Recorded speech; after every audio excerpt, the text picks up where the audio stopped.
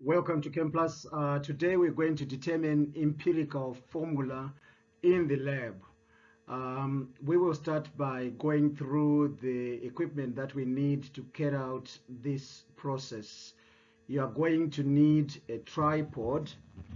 You are going to need a tripod here. You are going to need a triangle. You are going to need a crucible. You need a Bunsen burner.